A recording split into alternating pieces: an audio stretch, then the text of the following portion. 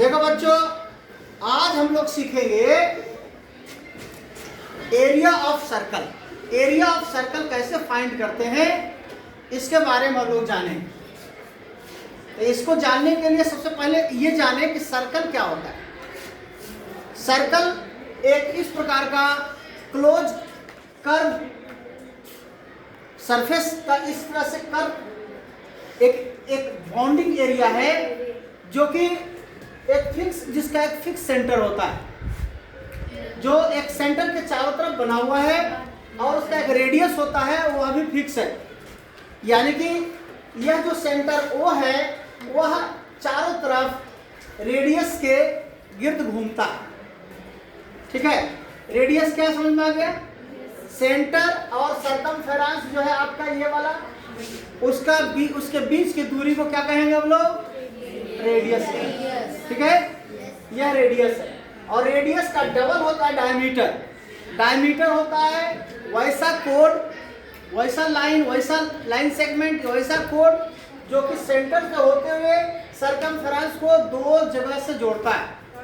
Circumference के दो points को जोड़ता है, उसको डायमीटर कहते हैं।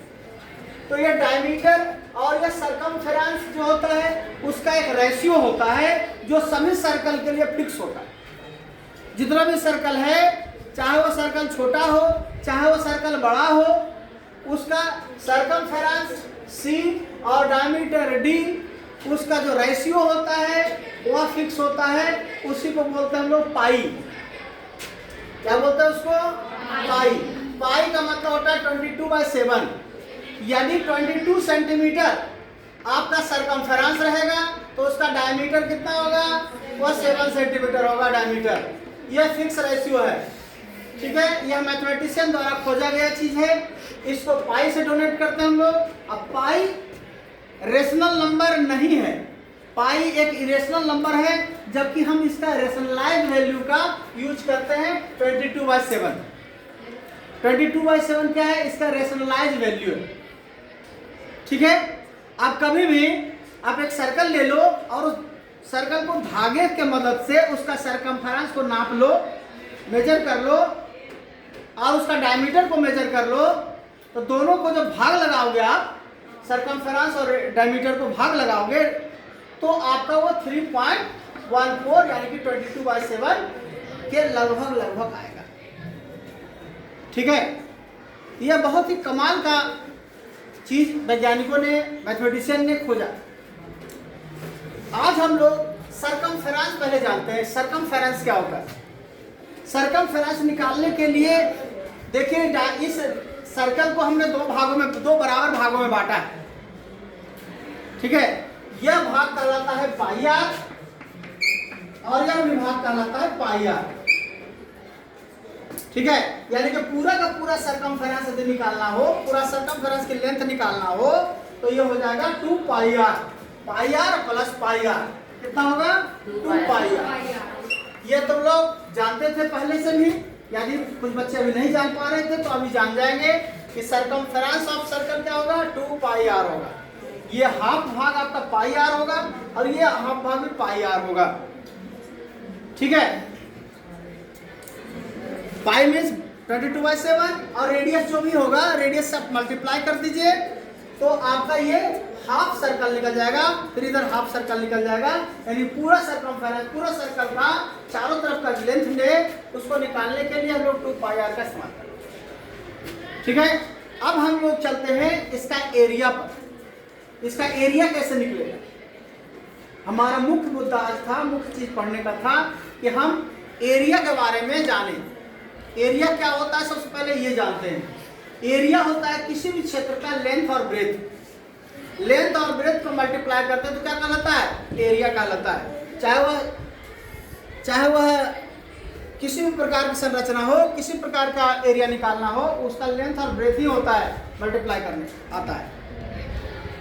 तो रेक्टेंगल का एरिया कौन कौन बच्चा बता सकता है? रेक्टेंगल का एरिया बताइए। L into B. उसी प्रकार से स्क्वायर का एरिया क्या होगा? साइड इंटू साइड होता है, वो भी लेंथ इंटू ब्रेथ ही होता है, लेकिन चूंकि बराबर है इसलिए साइड इंटू साइड बोल देते हैं हम लोग। ठीक है, तो हम लोगों ने इस बात को सीख लिया है। अब हम देखते हैं कि इसको इस तरह से हम अरेंज दूसरे ढंग से हम कर रहे हैं। इस सर्कल को हम लोग कोशिश करते हैं सर्कल को क्या चेंज करने का, सर्कल को हम लोग रेक्टेंगल में चेंज कर देते हैं। क्या करेंगे, रेक्टेंगल में चेंज करेंगे, तब लेंथ इंटू ब्रेथ निकल जाएगा। चलिए अब हम इसको क्या करते हैं, इस तरह से एक बच्चा मेरे पास और आ जाएगा, एक बच्चा आ रहा हो, ये तुम रेड वाला लो, इसको ऐसे अरेंज करो, ठीक है। और हाँ तुम ये लो, ठीक है, मैं रेड वाला लेता हूँ।